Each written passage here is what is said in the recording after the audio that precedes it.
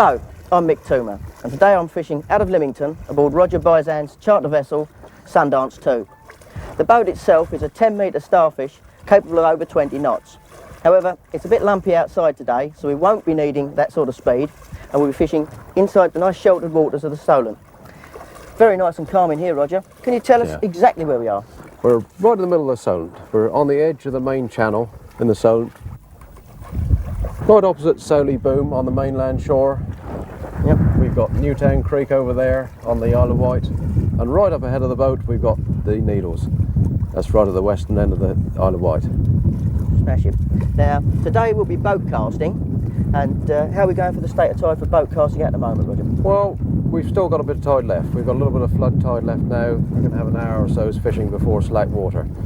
So we'll get a little bit of fishing in now. So, better make a start. We better make a start now. Right. Get on with it. Now, boat casting is a relatively new method in the UK.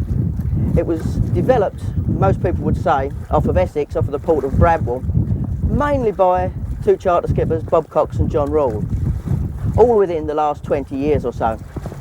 Now, the Dutch were using a method of boat casting prior to that. It has some similarities, but their method is very different to ours, and I'll explain something about that later. Now, boat casting is a method basically for shallow water and large fish. It's got a number of advantages. In waters under 60 or 70 feet, the boat gives a lot of disturbance, and this can frighten fish. If you can imagine a 30-foot vessel with a big lump of rope and a big lump of anchor chain in front of it, if you're in 10, 12, 14 foot of water, at the slack tide, the vessel will be yawing about, the chain will be creating a lot of disturbance and pushing the fish away from the boat. Now, when the tide's really steaming, you've got a long length of rope, plus a chain, plus the boat, and this will create a lot of disturbance. The taut rope will send off vibrations into the water. Now, fish aren't silly, this upsets them. And it means, as they come down the tide or work their way up the tide, they tend to scatter away from the boat. This means that the people at the back of the boat might be in with half a chance, because if you're fishing in a normal, conventional boat fishing method, all the baits are in a fairly slim trail behind the boat. The chap whose bait is the furthest down the scent trail will probably get the first fish. The chap whose bait is fairly close to the boat, he'll find that any fish have been picked off before they get to him, and a lot of the rest are scattering away from the boat. Now, we can use this to our own advantage. As the fish move away from the boat, you tend to get a concentration of fish a certain distance away from the boat. Now, it's difficult to judge exactly where this is, but I would reckon that in perhaps 40 foot of water, this concentration occurs somewhere between 30 and 50 yards away from the boat. Now, if we can anchor a bait in this concentrated area, we've got more chance of getting a few fish. There are other advantages to boat casting as well. It enables us to use much more sporting tackle. We use longer rods, lighter lines for the casting, and then use a grip lead which actually holds the bait hard on the bottom. The fish will pick it up, bounce it down tide. In this way we can get away with 5, 6, 7 ounces of lead, 15-pound line, where with conventional methods you might need as much as a pound or a pound and a half of lead, which would mean you're having to use 30-pound line and the tackle that goes with it.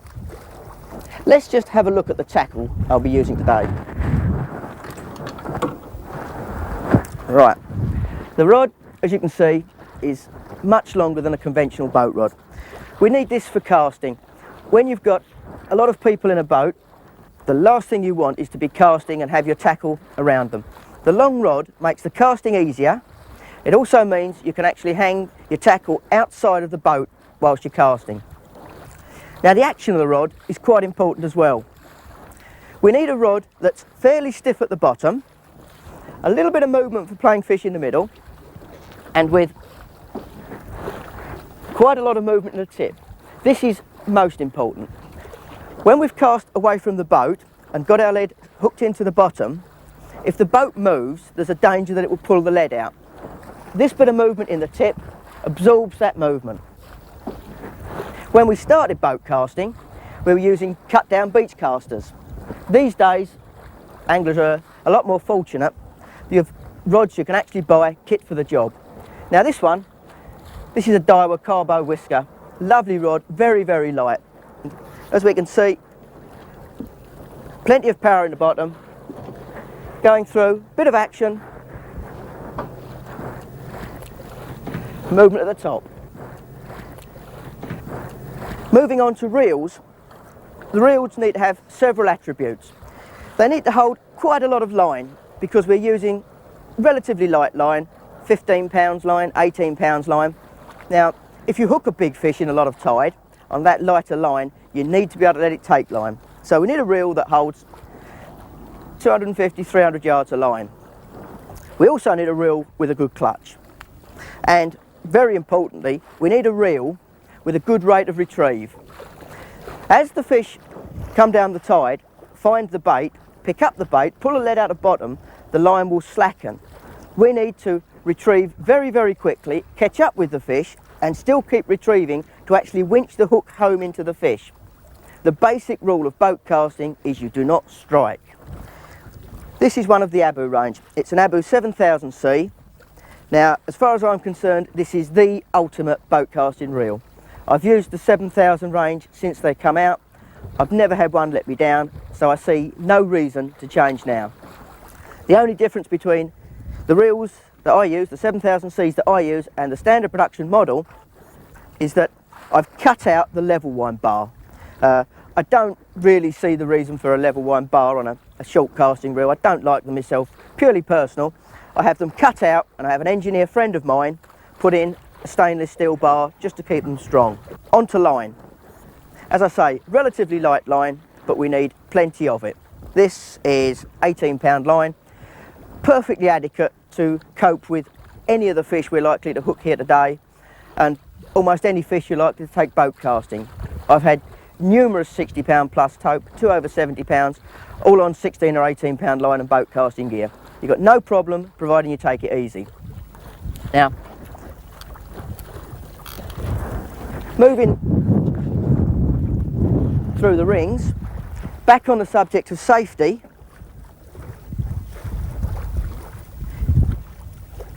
any caster, and that goes for beach casters as well as boat casters, should always use a leader. Now, for general boat casting, I use a 30 pound leader. I step that up to 50 pounds if I'm toping, but in general I find 30 pound is quite adequate. As well as giving you a little bit of extra protection when you're casting. When you get the leader onto the reel, it gives you a little bit of confidence when you've got a big fish around the boat.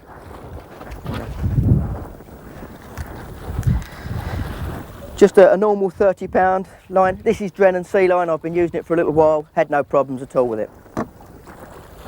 Now, there are numerous ways of attaching the leader to the main line. I use a fairly simple knot. Just a turn in the leader, put the main line through the turn. Pull the knot in the leader fairly tight, and then pull a little bit of the main line through. That's just in case tightening up this knot has kinked the main line. We don't want that in our knot, so pull it through. We then go round once,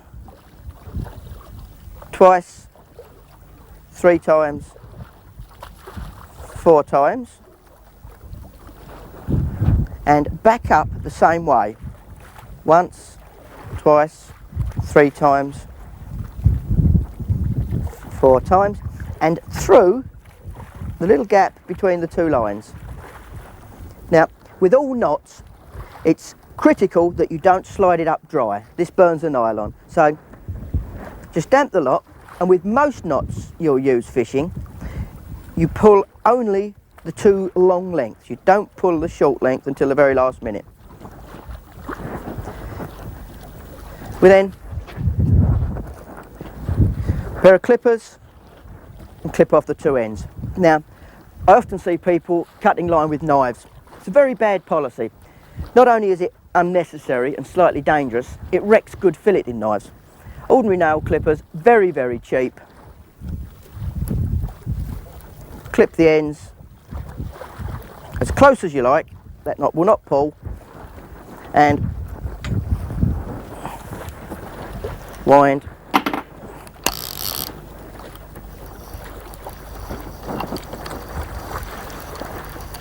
a few turns of the leader onto the reel. You want half a dozen turns of leader on the reel and as much of a drop as you're actually going to cast with. Again, using the clippers, no problem to anybody.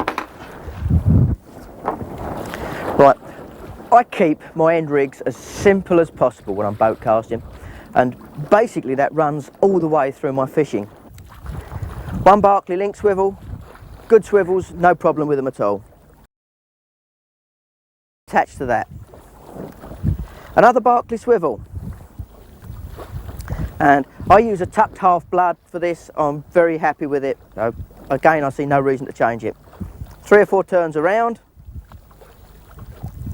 back through the first turn, then put it through the last turn, wet the knot, always wet knots, pull it up using the long end, slight tuck, back with our clippers, off with the end. Hook length for trace. Again, for boat casting, I generally use a 30-pound hook length. Now, being as our bait is anchored hard to the bottom, the hook length is rubbing across the bottom, which can weaken it. Crabs pick up the bait, that can weaken it. Some of the fish we catch have got hard bony mouths or small teeth, that can weaken it. So I use 30-pound, which gives me a fair degree of safety. Same knot again, tucked half blood,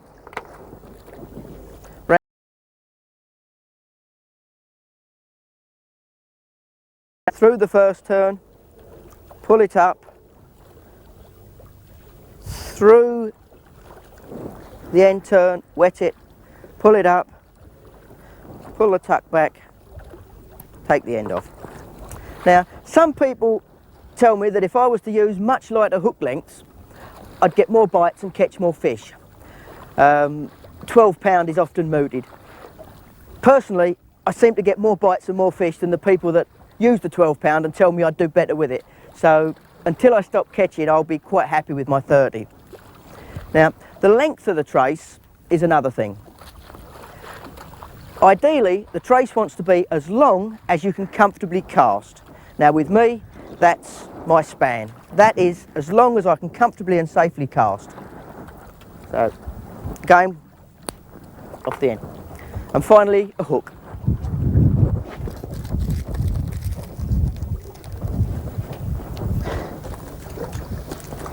Now, there are thousands of patterns of hooks, but out of those, I tend probably not to use more than half a dozen. And for boat casting, I've got a couple of definite favourites.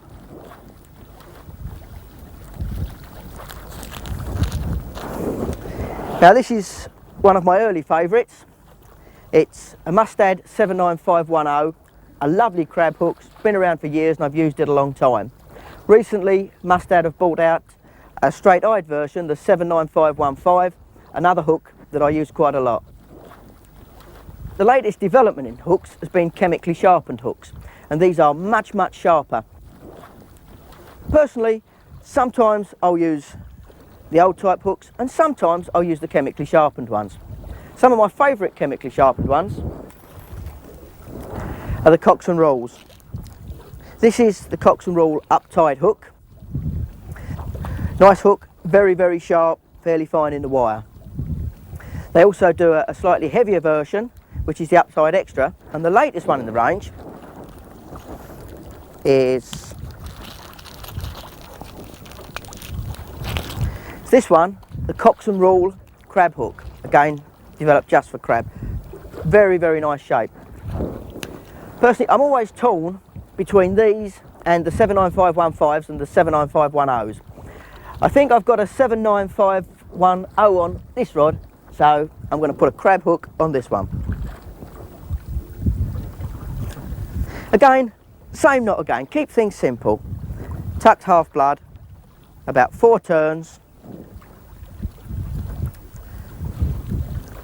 through the first turn, pull it up slightly, through the next turn, wet it, pull it up hard, pull it down, dispense with the end, which leaves us just with the lead.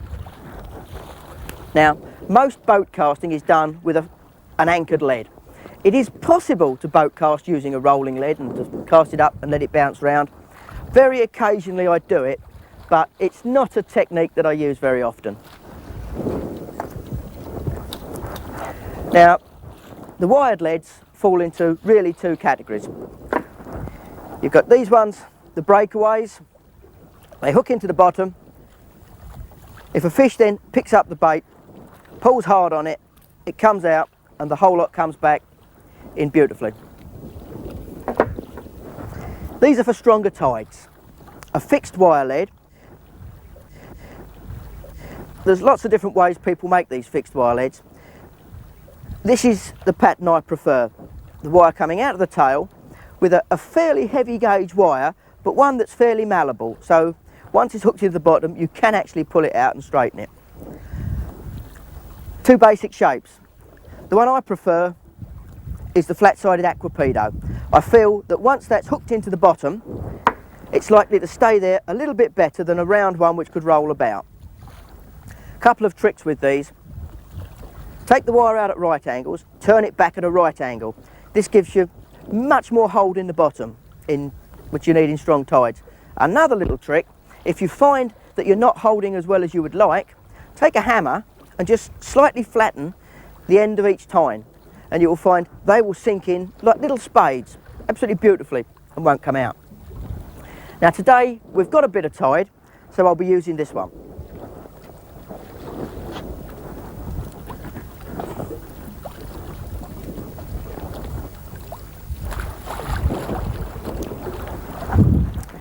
Which just leaves us to bait up.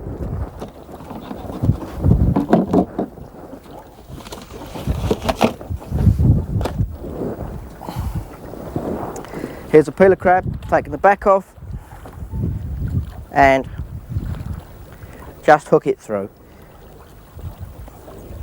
Now some people like to tie their crabs on with cotton. If at all possible, I like to avoid it. Cast fairly gently, I can get away with it, and the fish seem to prefer it that way. Let's cast out and get going. Thing to remember, safety at all times.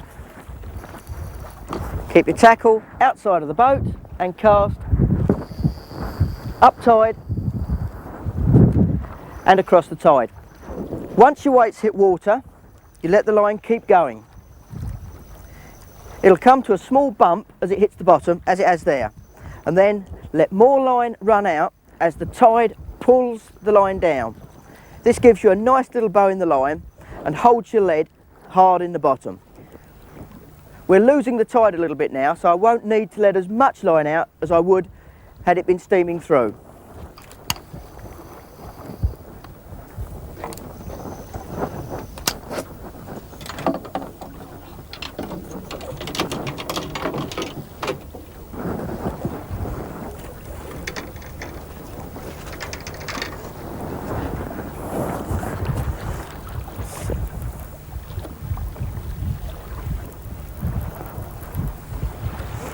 It's time to check the bait on this one.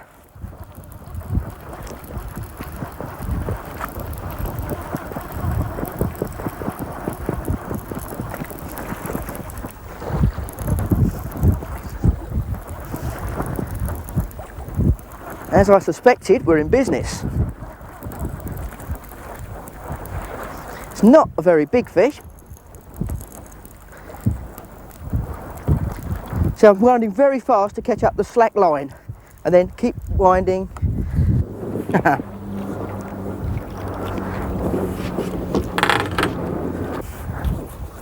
Lesser spotted doggy, just what I didn't need.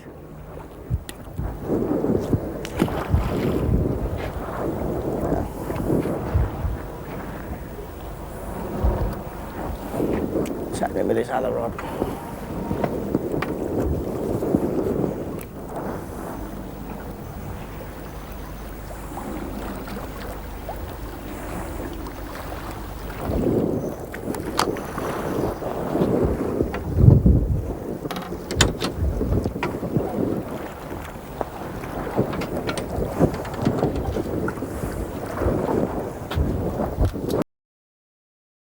That one took a chunk of mackerel. Not that I really want dogfish, I was hoping to get a thornback ray on it. We'll have another go with another chunk of mackerel. These are blast frozen.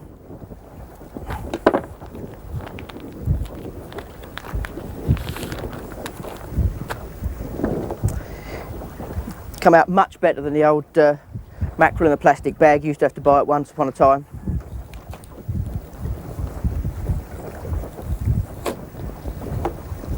Oh, we'll have a nice little chunk.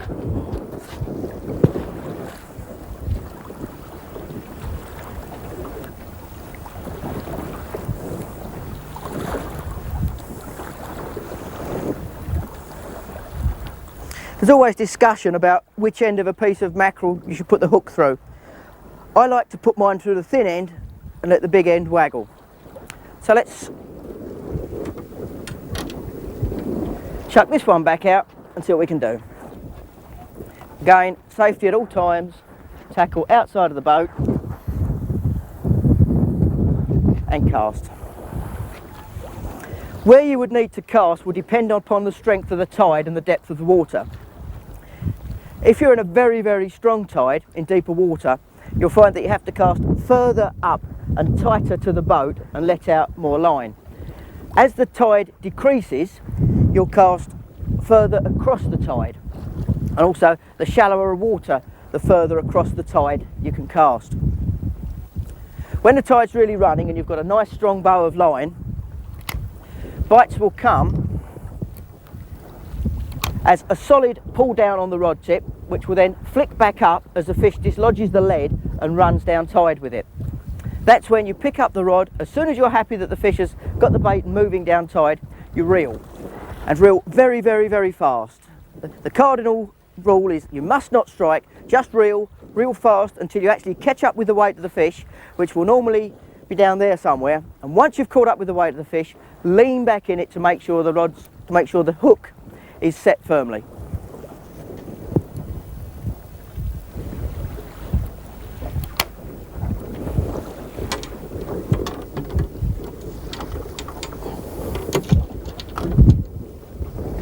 I've just had a take, it's run down tide, and yes, that's good.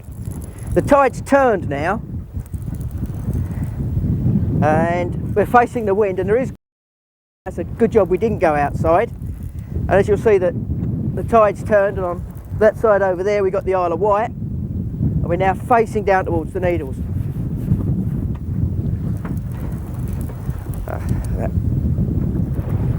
Come on, little fish. Don't think it's a tremendously big fish, but there's an awful lot of tide here now.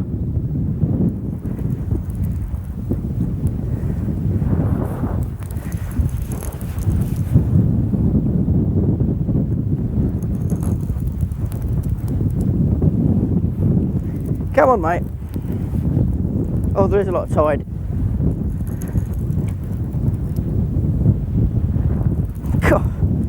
That's a small hound. I think it's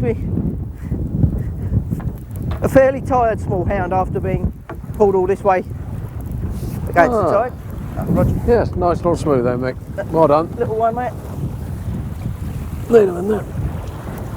There we go then.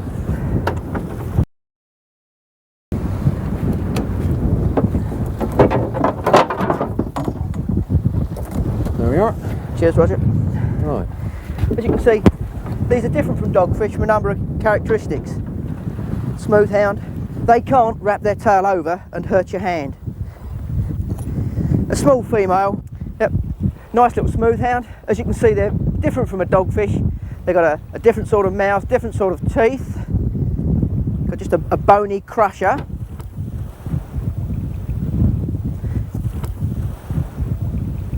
This one's a small female. Now if we wanted to fish for the table, we'd be looking for a male of a similar sort of size, but this one can be producing future generations of smooth hounds for us to catch, so we'll put this one back and wish her on her way.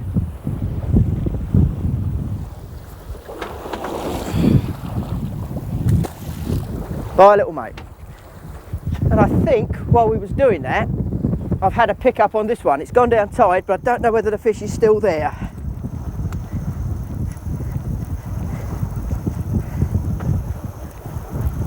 Catching up with it now.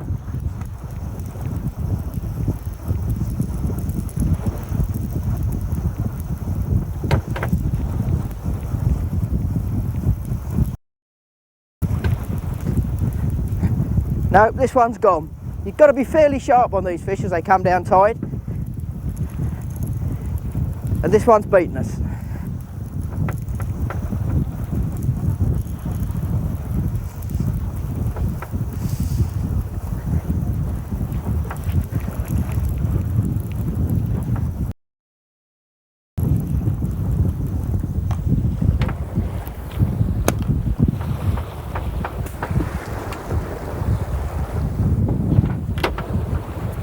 Just goes to show that using 2 rods doesn't double the amount of fish you catch, but it can quite often give you an extra 50% or so.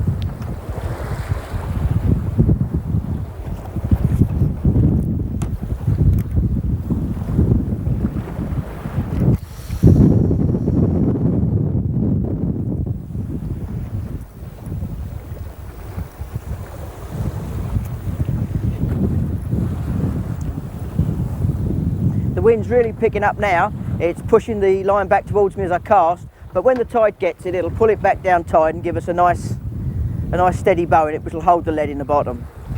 She's running down nicely now. The wind also means that the boat's yawing about a little bit, so we let a little bit more of a bow out so the lead doesn't get pulled out when the boat moves. And that'll do for that one. Right, let's sort this other one out.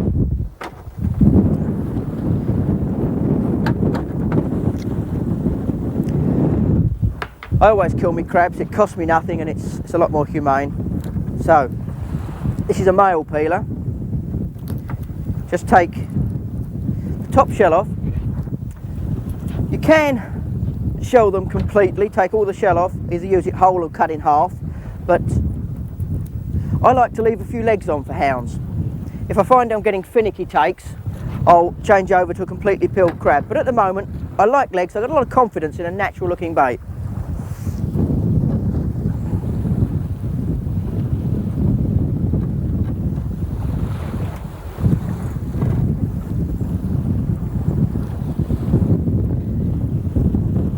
Again, I'm still trying to avoid using cotton. So I put it through the bottom of the crab, leaving a little bit of shell there to take the weight for casting. Bring the hook back through.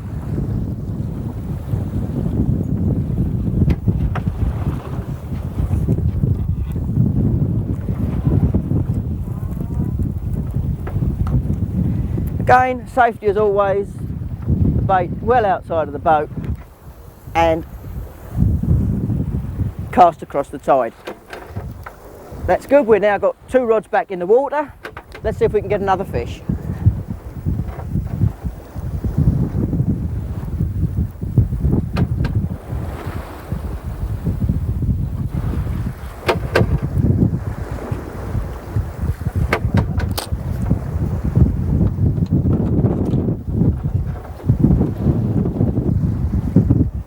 Right, that's 2 rods in the water, so let's take the opportunity of looking at 1 or 2 of the other baits I've brought with me.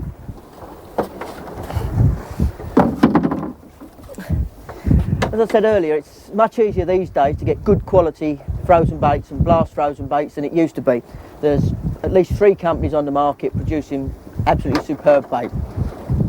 These are sand eels. They've been allowed to defrost. They're just about ready to use.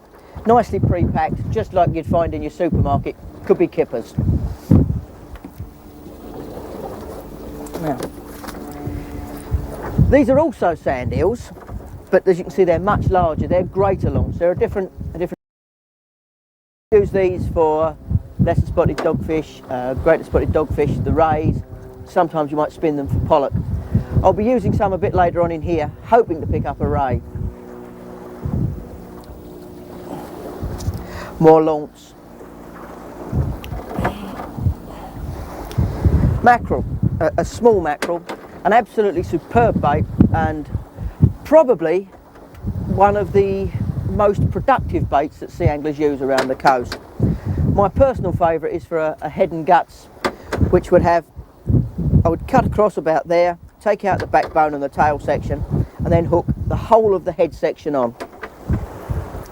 Now, we've also got a few ragworm. These are small ragworm, and they were only really thrown in just in case we ended up right inshore after smaller fish. We use ragworm boat casting, but it's normally the bigger king rag when we're after things like perhaps school bass and this sort of thing. Now, these are past their best, but they're there just in case we need them.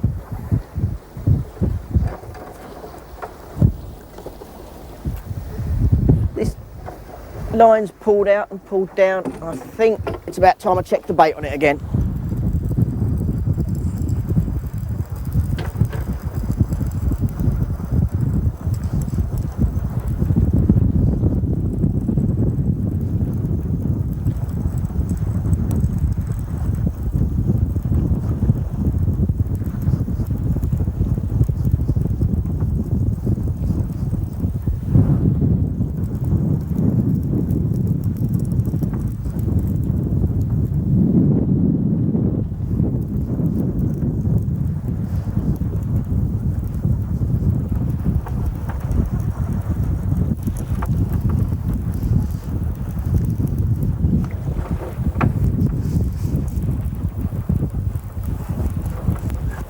It's certainly pulled down a long way down tight,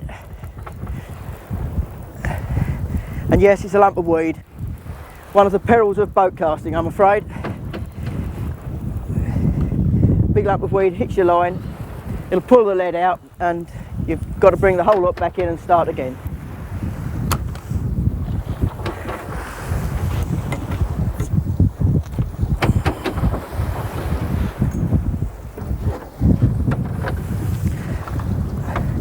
I think that gives me the opportunity to try one of the sand eels.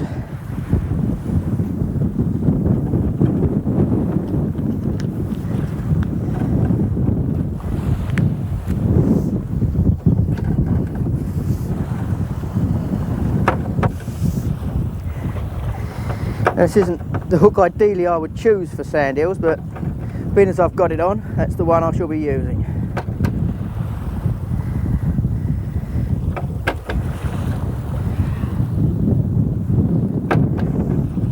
Lovely. Absolutely gorgeous. Let's chuck it out and see what we can get.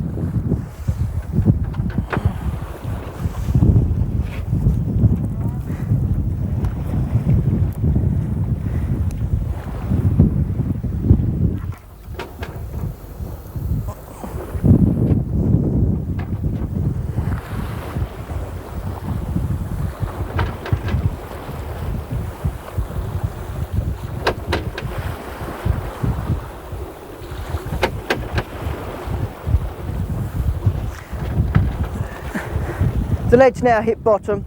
I'm just waiting for the tide to beat the wind and take it down in a nice bow to hold the whole thing solid for me.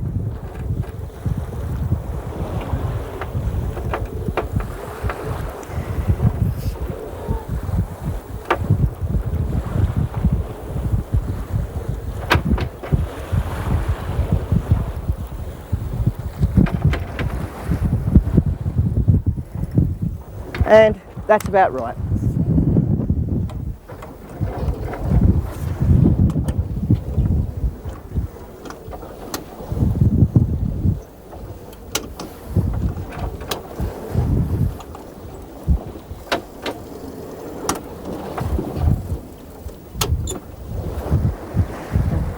Well, this one's gone well down tide.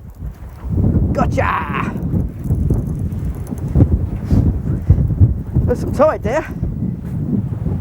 Ooh, it's very difficult to tell how big fish are when there's this much tide on them. This is it's there. I think it's very big. I think it's just the tide. I'd cast up tide. Because there was so much tide, I'd cast further up tide and closer to the boat. So I've not got too much line out. I think it's a very small hound. Yes, it's a very, very small hound. Bit of weed on the leader knot, which we don't need. Oh, it's a hush puppy. I don't think we need that one, Roger. All right. Little hush puppy. Okay. Yeah. Another little tiny smooth hound. That must have really hit that hard to have pulled the lead out. And, as you can see, it's really heaved it, hit it hard, pulled the lead out and hooked itself in the process. Stop still, little mate. Another little female. Yeah, just very, very lightly hooked that one. Absolutely lovely little fish. Just another look at their little mouths. They've got mouths like a thornback ray. They haven't actually got teeth. They've got little tiny crushing plates. Lovely little fish, but unfortunately a bit outgunned by this tide. Back you go, love. We'll see you again as well. Right, so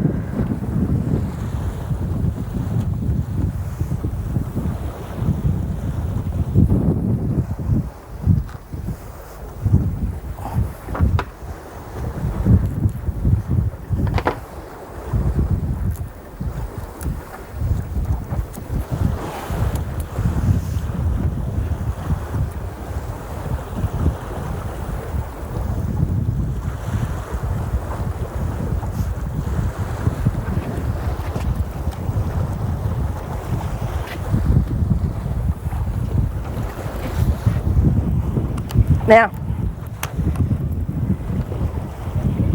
if you're on a crowded boat and you're a little bit unsure if you're casting or there's a lot of people around you, one little trick is to hang your hook over the leg or the spoke of the breakaway or the fixed lead, and in that way you've got a lot more control when you're casting. And because the tide is still steaming through, I'm going to put this one closer up towards the boat and further up tide.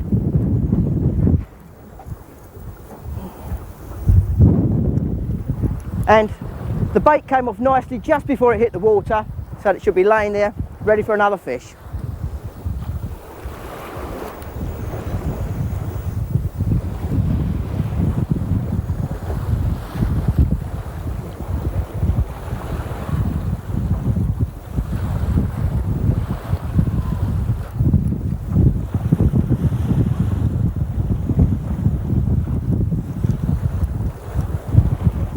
Because I've cast tighter to the boat and further up tide, I don't need to let so much line out beyond the boat.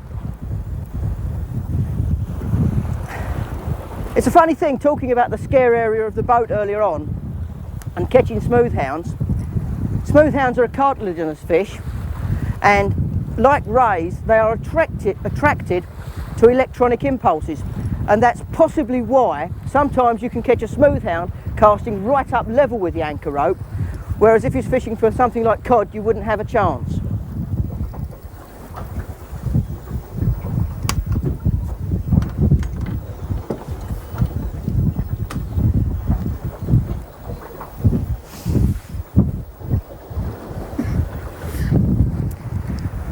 Well, it was getting a little bit lumpy down there and sport had slowed up quite a lot, so we've come up here, found a little bit more shelter. Over there we've got Hurst Castle, which is quite a good cod mark in the winter, and beyond them there's the Needles. Very picturesque and a little bit more comfortable. And I think I've got an inquiry. I've changed over to, oh, look at that! I changed over to a breakaway. So, oh, and it just came straight out of the bottom, and it's come straight to the top. I've got a big lump of weed, and something is on. I cast very, very close to the boat because of the weed, and I've had a big. Roger, got a net, mate. Yeah. We got a spiky creature. Where is it? He's wrapped up in weed. I don't think he knows. I don't think he knows what's going on yet. Okay, I'll just He hasn't done a lot at all. He doesn't know what's going on. He doesn't know what's going on yet. Oh, it's a beautiful fish. Yeah. Lovely bass. I've had him on a short line all the time. I only just chucked it out the side of the boat. Oh, lovely. Look at that. Oh, you Yeah, so and just a so. jolt. You so and Come on so. now. You so and so. Wonderful. Ah, lovely. Ah, superb. Look at that. That's what we wanted. Oh, That's just what we wanted. That's what the boys want. Oh, I'm glad you suggested that move, mate. Look at that. That's right. That is a cracker. That is a cracker. Look at that. Beautiful. Look at that. Not a scale out of place. As you can see, that didn't fight as well as people say bass do. For two reasons for that. It was wrapped up in a lot of weed and some over it, and bass aren't the best fighting fish in the world. On very light gear, in very shallow water, in very clear water, they go well. But otherwise, I've never been over impressed with the fight of them. But they certainly are a beautiful fish. Look at that one, not a scale out of place. Absolutely superb. Now, several things to be wary of with bass. They've got a spiky top fin, which you can stick your hands onto and get quite a nasty gash. But worse still, the plates along the side there of the gills are razor sharp, and you can end up in a lot of bother with them. But, this is a lovely fish. 5 pounds or so, I suppose. I was getting to despair about getting a bass and come down and first chuck and very, very short cast, very little line out, and wallop, we've got one. Absolutely lovely. I'm really pleased with that. Always pleased with a bass. That's really nice. Now, the old bass has taken a hiding commercially over the past few years. They're worth quite a lot of money, a silly amount of money, I feel, and it's getting to be a red letter day when you get a bass. Because of that, I don't tend to keep them these days. I had a 12 pounder a few years ago that I've had set up. That's on the wall. That's enough for me. I think we'll put this one back.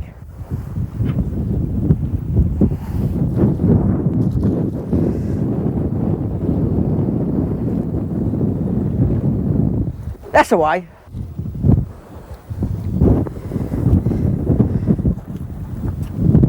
Good. Well, let's have another chuck, see what else we can get here. I'm pleased with our move.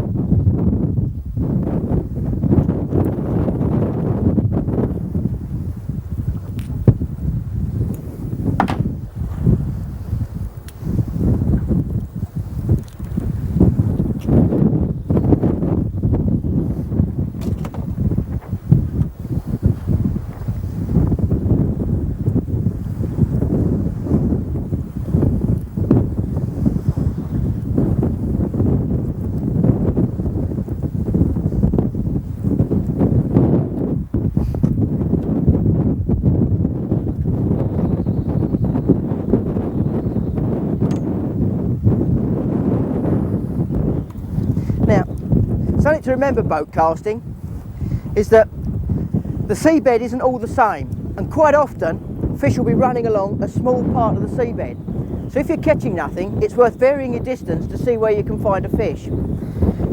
Also, once you've found a fish, cast back to the same sort of area.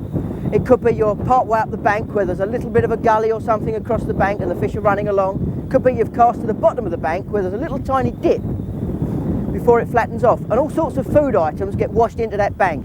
So that fish came very, very short, very close to the boat, so I'm going to have another short, close to the boat cast.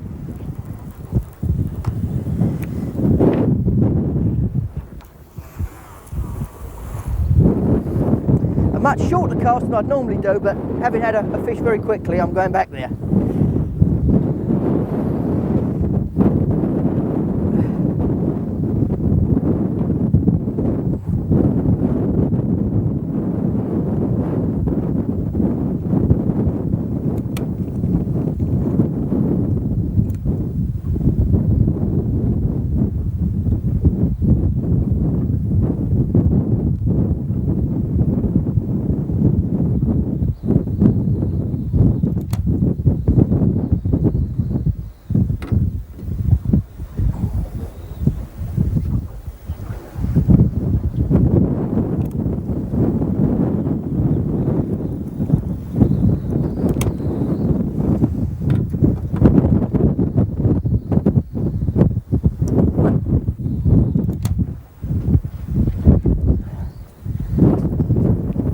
imagine that by now this one's well wrapped up with weed.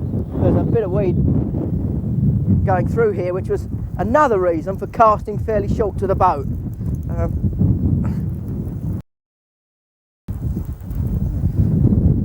Unfortunately, I didn't cast this one short enough. I must have cast it further than I intended.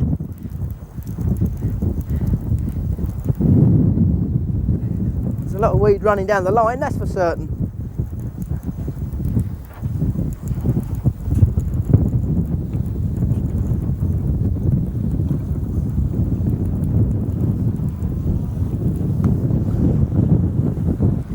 Yeah. Now that's not quite so successful. Big heap of nasty weed and some slipper limpets. Now these aren't indigenous to the UK. They came across from, I believe, America on amongst some gravel and this sort of thing, and now you can get them all the way around the country. They're actually quite a good bait. If you pull the slipper off and scoop out the little thing inside, it's a bait that you'd use for tipping a lugworm bait perhaps, or on its own sometimes for small flatfish. But today I'm not really interested in them, so they can go back.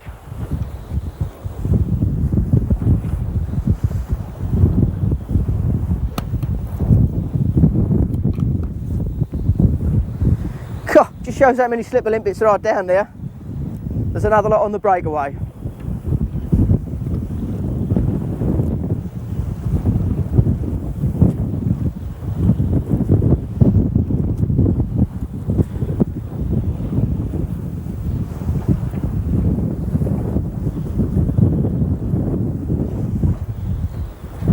What's going on there?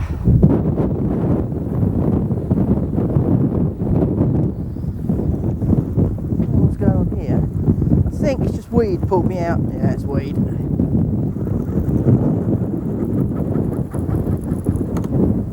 No, it's not. I've got another hole straight on the same spot, and I've got another one.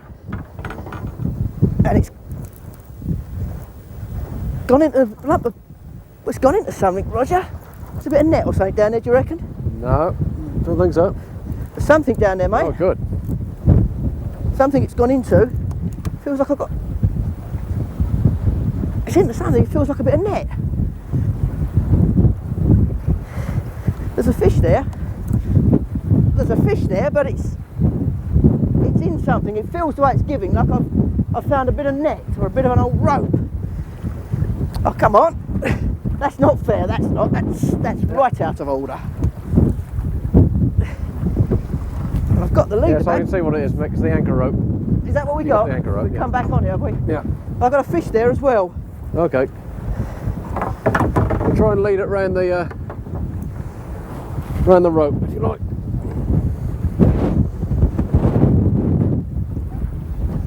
If you want to pass me the rod, Yeah.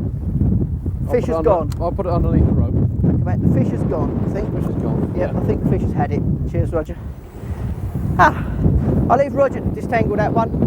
From a charter boat party point of view, anywhere forward of the wheelhouse is the skipper's job. If there's a problem up there, let him go up there, especially on a day when there's a little bit of chop. He's responsible, and if an angler goes in, it's his responsibility, so let him sort it out. I don't think the fish is still there. That's a shame. Go on. That's a shame. That was another take on the same mark, same spot, almost immediately. Thanks very much. Okay. It's a pain. That came down nicely into it. Just the job. Okay.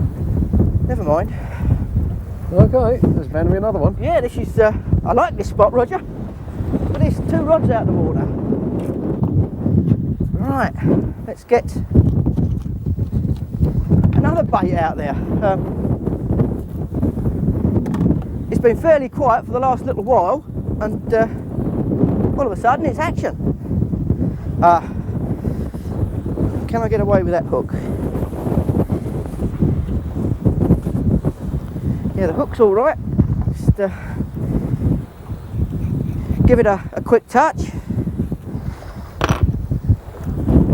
and we'll put another crab on.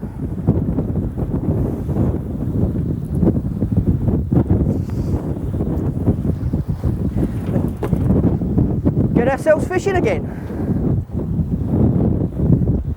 This is, oh, I've gained a bit more enthusiasm now. Get up there. A little bit further than I was before, I think, but it'll do.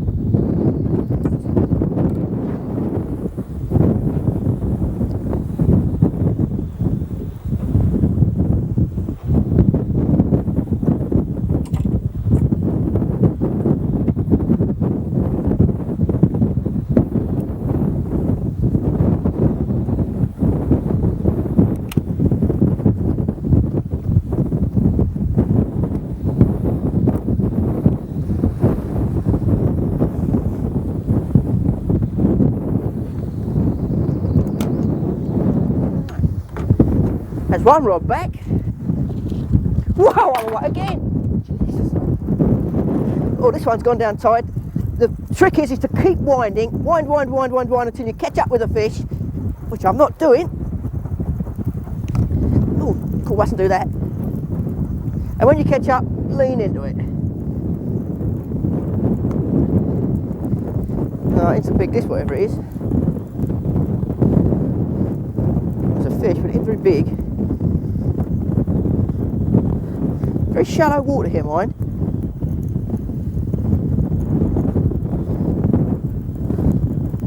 Oh, there's a little maid.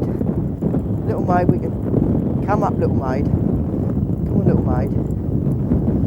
Come up, little maid. There she is.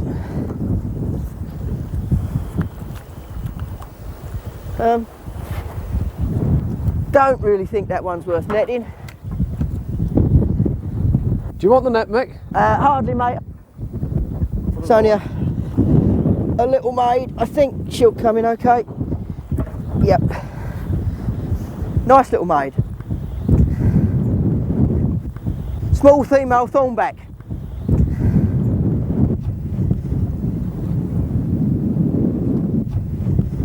You'll notice that these have got the same sort of jaws that the smooth hounds we were catching earlier had. Just bony sort of lips that crush up crabs, small shellfish, this sort of thing.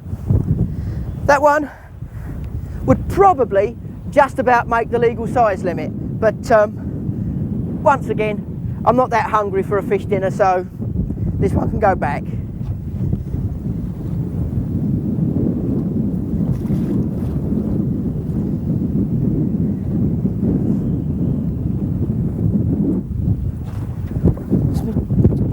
Try and get a rod in the water here eventually. Where was I? Rods, crabs.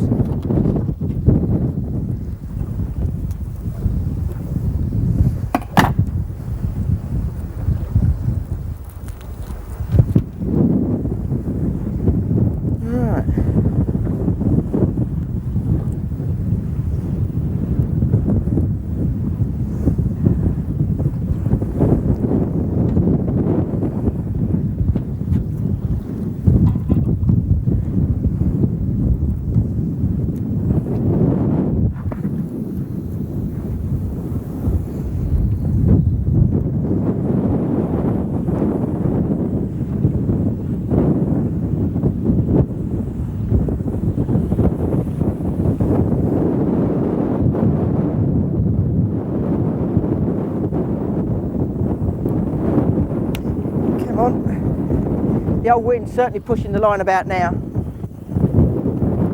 Right.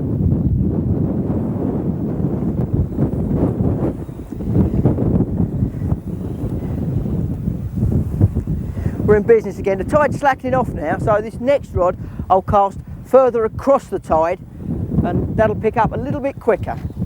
If I can get it in the water before this one goes again.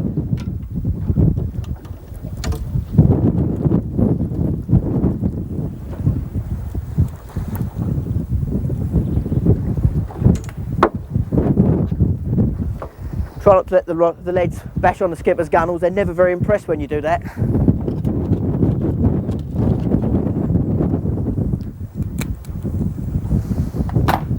Not the best of crabs now. I'm getting a bit short on bait. But, God, I've been done. Look at that. Mate of mine said, I got a few peelers left last night. He said, you want them, I throw them in? Yeah, thanks very much. Yeah, we're out tomorrow. And look at that. He's bowled me a googly. He's thrown one in that's not a peeler. Sorry about that, crab. God. Miserable so-and-so. That one's a peeler.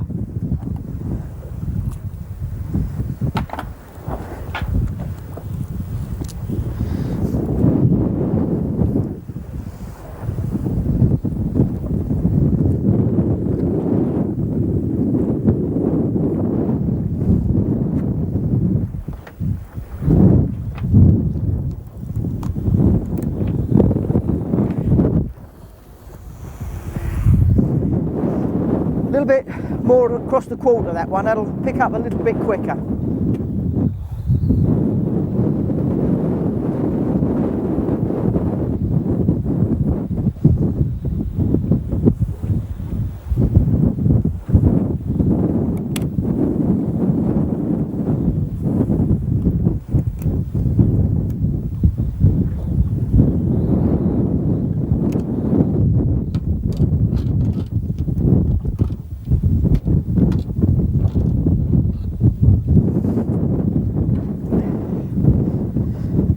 Right, so we're in business again. Come on, fishes.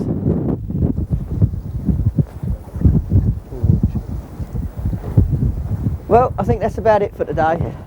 After that short spell of activity, I've sat here for half hour or so without a bite. The tide's pretty well gone now. The wind's picking up again, and it's yawing the boat across my tackle. But we've had a fairly good day considering. It's been much too rough to get outside, but we've stayed in the shelter, and with Roger making us 3 or 4 moves, he's found us a few fish every time, which proves it pays to go with a decent, reputable skipper. And today Roger's certainly done his work. I did have a little tap on one of these rods about 10 minutes ago, I suppose now, quarter of an hour ago. I thought we was going to get a fish to finish off, but it's come to nothing, unfortunately. But that's the way it is, you know. Some you win, some you lose, and today we've... I think we got a lurker. I think, yeah, we have. We've, oh, we got a lucky one here. My little bite that didn't develop, the fish has obviously hung on and he's still sitting there. And it's not a bad little fish. There ain't a lot of action in it, but it's a fish, and one to finish the day most certainly. Yeah, not a lot of movement with him, but we got a net, please, Roger. I think we're gonna.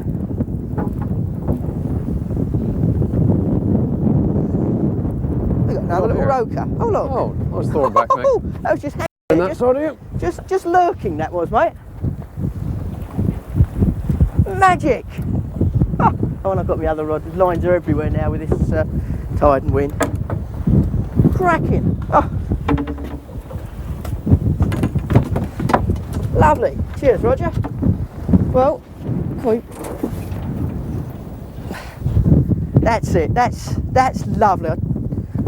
Got to be honest, I didn't really deserve that fish, but that's the way it goes. Some you win, some you lose. Cracker. Sling it back and let's get on our way, shall we, Roger? Magic, mate. We've had a cracking day, and you are a very lucky roker.